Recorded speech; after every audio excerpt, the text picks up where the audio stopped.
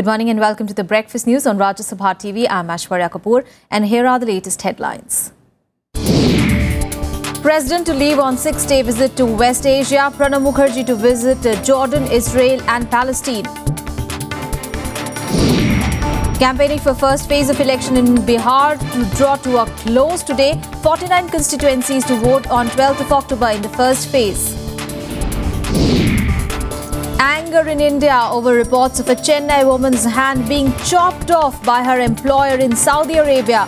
Government demands stern action against the accused. Fresh violence between Palestinians and Israelis claims 6 Palestinian lives in Gaza. Israel claims its troops fired over Gaza border after coming under attack. And North Korea celebrates 70th anniversary of the ruling Workers' Party. Event being closely watched for any new military hardware in the country's armory. The President Pranab Mukherjee will begin his 6-day visit to West Asia from today. The President will be travelling to Israel, Palestine and Jordan. With this visit, he will become the first head of Indian state to visit the two rival nations, namely Israel as well as Palestine. Now, he will also visit Jordan, where he is expected to make an appeal for help in securing the release of 39 Indians held by Islamic State in Mosul town of Iraq. The visit will be the first by an Indian president to Jordan in the last 65 years since the establishment of diplomatic relations between the two nations. Later, in fact, late Prime Minister Rajiv Gandhi visited Jordan in the year 1988. The president will meet King Abdullah and will have extensive discussions on entire gamut of bilateral relations, regional and international issues of mutual concern. He will also have a meeting with the Prime Minister and Deputy Prime Minister and Minister of Foreign Affairs of Jordan would call on him. The president will also visit the University of Jordan and make a public speech. The president will then travel to Palestine on 12th of October and then Israel for a 3-day visit from 13th of October.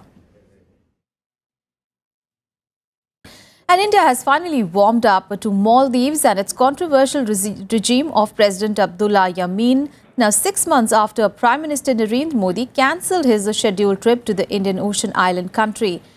As a series of India's rapprochement, External Affairs Minister Sushma Swaraj will be leaving on a 2-day visit to Maldives today. Making the announcement in New Delhi, External Affairs Ministry spokesperson Vikas Swarup told media persons that the last meeting of the Joint Commission was held in the year 2000 and it was being reactivated after 15 years. The Joint Commission between the two countries is headed by Ms. Sushma Swaraj and her Maldives counterpart Dunya Manoon. Now, during her visit, Sushma will also call on Maldives President Abdullah Yameen and hold talks with the Ministers of Defence, Economic Development and Health. Now, India had kept its distance from Mali since the imprisonment of former Maldives President Mohammad Nasheed earlier this year. And now our focus on the Bihar Assembly polls.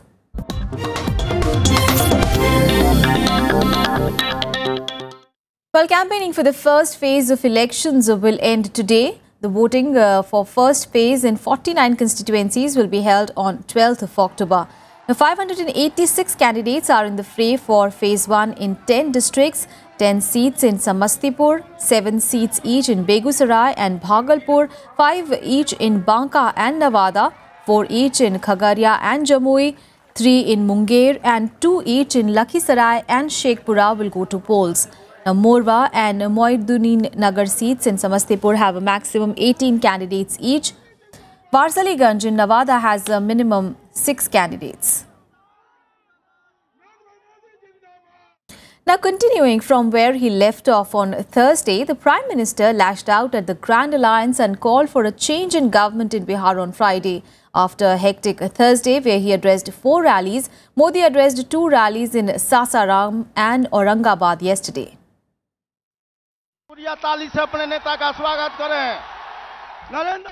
Scaling up his Jungle Raj pitch, Prime Minister Narendra Modi warned that RJD chief Lalu Prasad Yadav will remote control the affairs in the state if the Grand Alliance came to power in Bihar.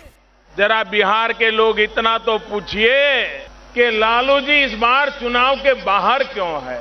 Remote control से बिहार को चलाना चाहते हैं। वो कहते हैं मैं big boss हूं, बिग बॉस। मैं जैसा कहूंगा ऐसा इन लोगों को करना पड़ेगा. Addressing a rally in Sasaram, the constituency of Dalit leader late Jagjeevan Ram, he also trained his guns on Bihar Chief Minister Nitish Kumar for getting Jitan Ram Manjhi removed as the Chief Minister of the state and accused him of backstabbing Dalits. उन्होंने वो पाप किया है जिस पाप की सजा बिहार दे के रहेगा एक दलित के बेटे को. जो बिहार का मुख्यमंत्री बना उसकी पीठ पे छुरा भोंका गया और उसको सत्ता से बेदखल किया गया, अपने निजी स्वार्थ के लिए किया गया. Manjhi, who now heads Hindustan Awam Morcha Secular, is an NDA ally, was also on the stage when Modi attacked Nitish on the issue of Dalits. Modi also targeted all the three parties of the alliance, JDU, RJD and the Congress, on the issue of governance, asking as to what development they carried out in the last 60 years when they ruled the state. ये स्वार्थ बंधन है, कुर्सी का स्वार्थ है, इसलिए ये चुनाव में इकट्ठे होकर के आए हैं. अब उनका जिम्मा है वे 60 साल के अपने काम का हिसाब दें. BJP has been targeting the Grand Alliance, saying with Lalu being a part of it, there will be Jungle Raj too in Bihar if the combined came to power. Bureau Report, Rajya Sabha TV.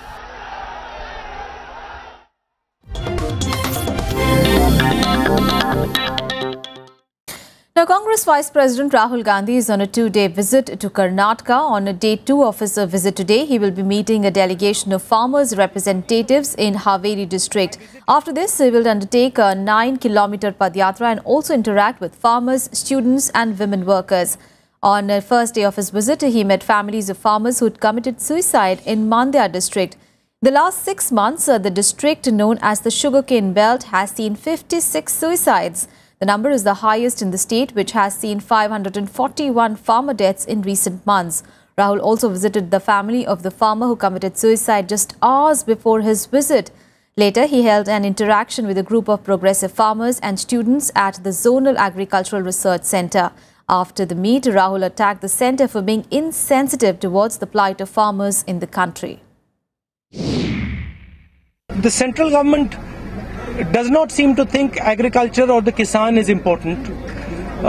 Whether it's the issue of MSP, whether it is the issue of Ola or bad weather, crops being destroyed as a result of weather, the government does not seem to have a strategy, does not seem to give priority to the Kisan. And this is a very unfortunate thing. Farmers are committing suicide in large numbers. The central government needs to do something about it, and the Prime Minister needs to take a look at this and help the Kisan of this country. And on to the big developing story. Well, India has strongly reacted against Saudi Arabia after a brutal attack on a woman who was employed as a domestic help. Currently, the victim, a resident of Chennai, is recovering in a hospital in Riyadh. Now, India has asked for strong action against her employers. External Affairs Minister Sushma Swaraj expressing India's outrage over a Saudi Arabia resident chopping off an Indian woman's hand. The victim, who worked as a domestic help, had tried to escape from her employers a week before. India lodged a strong protest and asked Saudi authorities to take strict action. We had raised the issue on the 7th of October itself with the Ministry of Foreign Affairs and asked for strict action in the matter and severe punishment for the sponsor. Separately, mission officials have met the chief as well as the investigating officer of the police station and have requested that Mrs. Muniratnam's statement be recorded without further delay, an independent probe be undertaken on the incident and a case of attempted murder lodged against the sponsor. हमारे काफी लोग जो बाहर जाते हैं वो कुछ बहकावे के अंदर चले जाते हैं, उनको पता नहीं वहाँ पे क्या करना है, क्या नहीं करना, क्या रूल है, क्या रूल नहीं है, और इसीलिए हम हमेशा कहते हैं कि आप जो रिकॉग्नाइज्ड एजेंट्स हैं, रिक्रूटिंग एजेंट, उन्हीं के माध्यम से जाएं. Vellore resident Kasturi Muniratnam was working in Riyadh as a domestic help since July. Like many others, she had gone to Saudi Arabia through an agent who promised a monthly wage of 80,000 rupees to take care of an old woman. But after starting work, she told her family about the alleged torture. வேலைக்காக agency மூலமா போனாங்க. போய் 3 months தான் ஆகுது. அவங்க வந்து 1 month வரைக்கும் எதுவுமே அவங்களுக்கு எந்த ப்ராப்ளம் இல்லை. அதுக்கப்புறம் தான் பிரச்சனை போல இருக்குது. அவங்க மகன்கிட்ட அவங்க ஃபோன் பண்ணி சொல்லி பேசியிருக்காங்க. இந்த மாதிரி எனக்கு கஷ்டமா இருக்கு, பயமா இருக்கு, இங்க வேலை பார்க்கறதுக்கு மொழி தெரியல, எதுவும் இல்லை, நான் வந்துடுறேன் அப்படின்னு சொல்லி பேசியிருக்காங்க. Muniratnam is currently recovering in a Saudi hospital. Her family has sought financial help from the Tamil Nadu government. Thousands of Indians travel to Arab countries every year to work as domestic help and laborers. Most of them end up being cheated by fake agents and human traffickers. Bureau Report, Rajya Sabha TV. And here are some of the reactions in India to this atrocity from Saudi Arabia. I feel revolted when I hear of this. It is time that the Indian government took some strong, maybe even drastic, coercive steps to send a message that this kind of things can't be permitted. It may be an internal affair of the country, but unless a message is sent and diplomatic channels know how best to send such messages, even though in diplomatic terms, but a message has to be sent that this cannot be tolerated by India for Indians anywhere. एक तो मुझको लगता है कि सरकार की तरफ से एक बहुत ही ढुलमुल मैसेज जा रहा है डिप्लोमेटिक फ्रंट पे, और उस ढुलमुल मैसेज के पीछे वजह है कि इस पूरी कैबिनेट का कोई रोल नहीं है, एक व्यक्ति सब कुछ है. जब कैबिनेट सिस्टम कमजोर होती है तो संस्थाएं कमजोर होती है, हमारा पक्ष कमजोर होता है, हमारी जो पहचान है वो कमजोर होती है. It should not have been done. That too in a country outside. We do not know under what circumstances happened. Whatever be the circumstances, cutting off a hand is very, very unfortunate and inhuman. It's a violation of the human rights of the Prime Minister. He could have taken action if she is disobeyed, if she has done anything. Law is there. They could have taken action. And in Breakfast News, we'll take a very short break. We'll be back with more news. Stay with us.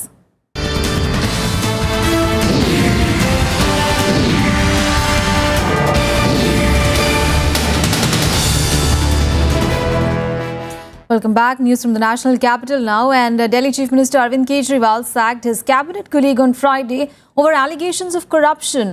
Well, after announcing the sacking, Kejriwal dared the BJP to do the same to its chief ministers in Rajasthan and Madhya Pradesh. A press conference and a sacking.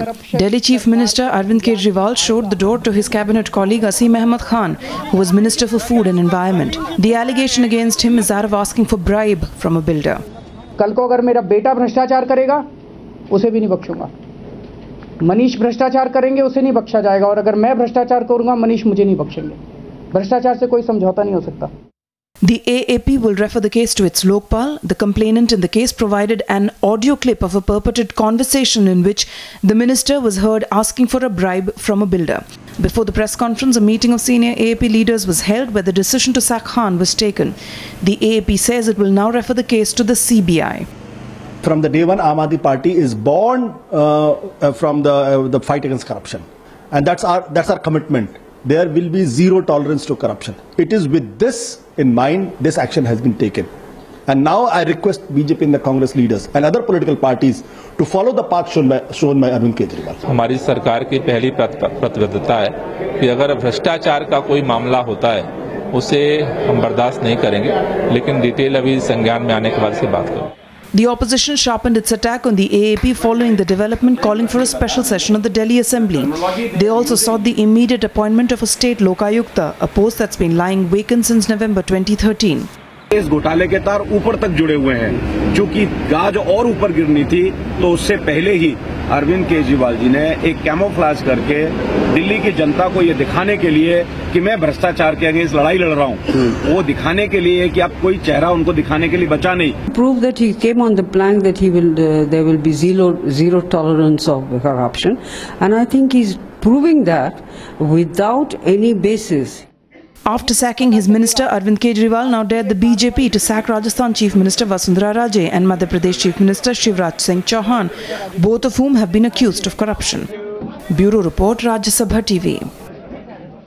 And now a look at what all events are lined up for the day in the day ahead. Finance Minister Arun Jaitley will discuss recent developments in the global economy and lack of progress in the implementation of the 2010 IMF quota reforms during his official tour to Peru to attend IMF World Bank meetings. Finance Minister, in his capacity as India's governor on board of governors of IMF and the World Bank, leads the Indian delegation. A fresh round of talks between INB officials and striking FTII students will be held in Mumbai today to resolve the 100-day deadlock for the removal of actor and BJP member Gajendra Chauhan as the Pune-based institute's chairman. Information and Broadcasting Secretary Sunil Arora, along with other officials, will represent the government. Previous 3 rounds of talks to break the deadlock have failed at the moment. Political parties in Nepal will submit the names of their respective candidates for PM today. Nepal's new Prime Minister will be elected on Sunday through voting in Parliament after political parties failed to forge a consensus. The elections are being held amid continued protests and blockade of a key border trade point with India over the country's new constitution.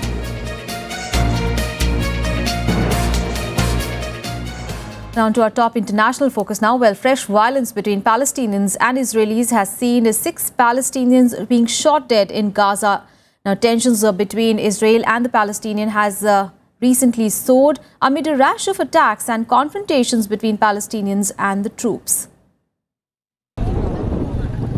Israeli and Palestinian authorities struggle to contain the worst spell of civil unrest in the region for several years. Hundreds of Palestinians massed near Gaza border demonstrating against the spate of stabbings and violent clashes in Jerusalem. During this rally, Israeli forces opened fire on the gathering, claiming protesters began violence, throwing rocks and rolling burning tires towards Israeli troops. The firing claimed 6 lives and wounded at least 14 others. فكانوا قوات الاحتلال متمركزين بعيد عنا واحنا تقدمنا عليهم بنرمي الحجار فقاموا بالقبة قامت بإقناص بعض الشباب. Since last weekend, gun and knife attacks by Palestinians have left 4 Israelis dead and many wounded. At least 3 Palestinians have been killed during clashes with security forces in the West Bank and East Jerusalem. Israeli Prime Minister Benjamin Netanyahu strongly condemned the harming of innocent Arabs and vowed to bring to justice anyone who breaks the law. Israel blames the Palestinian leadership for exploiting the sensitivities around the Al-Aqsa Mosque to incite violence. Israel has boosted security across the country and imposed temporary restrictions on Palestinians wanting to enter the old city of Jerusalem. Palestinian authorities say Israeli police are to blame. האמצעים שפירטתי וגם אחרים שלא פירטתי לא פועלים מיד כפתרון קסם, אבל בהתמדה, בשיטתיות ובנחישות אנחנו נוכיח שהטרור לא משתלם ואנחנו ננצח אותו. We do consider these particular acts of violence that we've seen, the stabbings, and the killings there, particularly in East Jerusalem, as terrorism. But I think I want to go back to the larger point here, which is all the violence needs to stop, and calm does need to be restored. Danger remains with violence spiraling out of control and turning into another Palestinian uprising. Bureau Report, Rajya Sabha TV. And news from US now, where shocking reports of gun violence have emerged one after the other. Now, 2 people lost their lives in separate incidents of university shootings in Texas and Arizona. The first incident in Northern Arizona University saw an 18-year-old gunman named Stephen Jones kill 1 person and injuring 3 others. Now, Jones has been charged with first-degree murder and 3 counts of aggravated assault. Now, the second incident, just hours apart, took place at a student complex near Texas Southern University that left 1 person dead. The attacks come less than a week after Oregon Community College shooting. Now, President Barack Obama was visiting families when these 2 new incidents were reported. Obama has been advocating stricter control laws, but he has faced opposition from gun rights activists.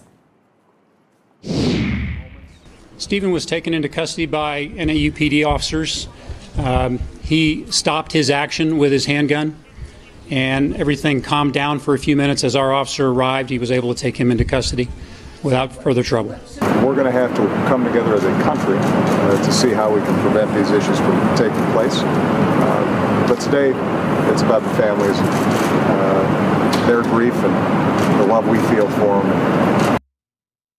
And North Korea is holding what is expected to be one of the biggest celebrations ever on Saturday for the 70th anniversary of its ruling party's creation. An attention-getting event that is government's way of showing the world and its own people the Kim dynasty, now in its 3rd generation, is firmly in control and its military power to be reckoned with. Now, a cavalcade of armoured vehicles and ballistic missiles are expected to rumble through the capital Pyongyang, accompanied by marching troops. Now, while no world leaders will be attending, North Korea's ally China is sending a senior Communist Party official. The normally isolated and quiet North Korean capital has been flooded by tourists, international media as well as a lot of delegations.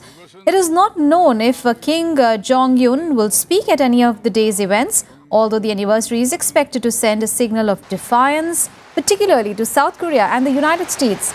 Now, North Korea's nuclear program has long been a cause for alarm in the region.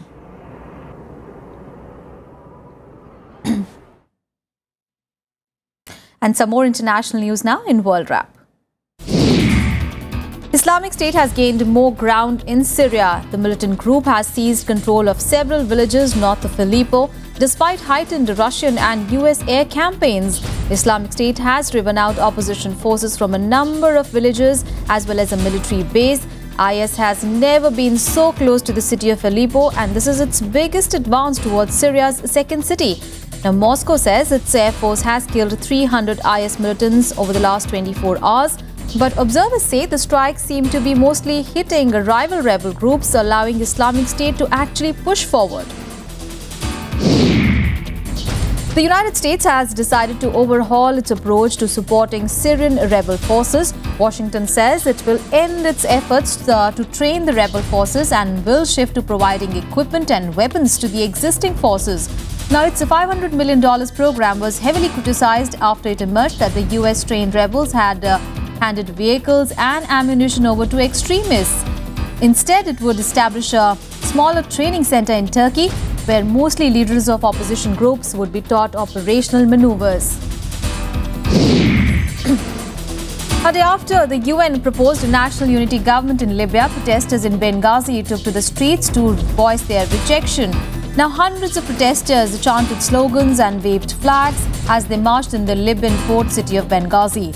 Libya's recognized government has operated out of the east, while an armed faction set up its own government and reinstated a former parliament known as the GNC. Both the elected House of Representatives and the GNC in Tripoli are expected to vote on the proposal, but the proposal faces problems as both sides still see the possibility of gaining more ground through fighting. A Scottish nurse who contracted the Ebola virus in Sierra Leone last year has been readmitted to a London hospital. She was believed to have made full recovery, but is back in hospital in a serious condition. That is after suffering a late complication from the disease. Pauline Cafferkay has been transferred from Glasgow to an isolation unit at the Royal Free Hospital in London. People who have come into close contact with the nurse are being monitored by the health authorities now as a precautionary measure. Cafferkay had contracted the virus in December 2014. And on to sports news now. Well, India's first Olympic and World Championship medal-winning boxer Vijender Singh will look to live up to the hype when he makes his eagerly awaited professional debut against Britain's Sonny Whiting today. Now, the 29-year-old had quit amateur boxing to make a career in the professional circuit. Now, in his debut middleweight pro bout, he will face 26-year-old Sonny Whiting, who is 3 bouts old in the circuit and has a 2-1 win-loss record. Vijender Singh, who signed up with Queensberry Promotions in July, is not the first Indian to enter the professional arena, with the likes of Gurcharan Singh and Pradeep Sehwag having been a regular in the circuit earlier. Now, Vijender is training under the renowned trainer Lee Beard. And more sporting action in Sports Beat. The world #1 women's doubles pair of Sania Mirza and Martina Hingis stormed into the finals of the China Open. The Indo-Swiss pair defeated Chinese pair of Chen Liang and Waffen Yang 6-2, 6-3 in sets. The reigning Wimbledon and US champion are aiming for an 8th title this season. Indian men's hockey team defeated New Zealand 3-2 in the third test match to make an unassailable 2-1 lead in the 4-match test series. Dharamveer Singh, Rupinder Pal Singh and Ramandeep Singh scored a goal each for visitors. India had lost the opening match but had won the second game 3-1. Defending champion Spain and Switzerland booked their places at Euro 2016 with comfortable victories. Now Spain beat Luxembourg 4-0 to top Group C. Switzerland, on the other hand, thumped San Marino 7-0 to secure their spot. Now England maintained their 100% record, making it 9 wins out of 9 in their qualifying campaign with a comfortable 2-0 win over Estonia. World number 1 Novak Djokovic extended his winning streak to 27 matches in Beijing after reaching the semi-final of the China Open. The Serb beat American John Isner 6-2, 6-2. Rafael Nadal, meanwhile, came back from behind to beat Jack Sock and book a semi-final meeting with his US Open conqueror Fabio Fognini. Well, that's all in this edition of Breakfast News, but you keep watching Rajya Sabha TV. Thanks for your time.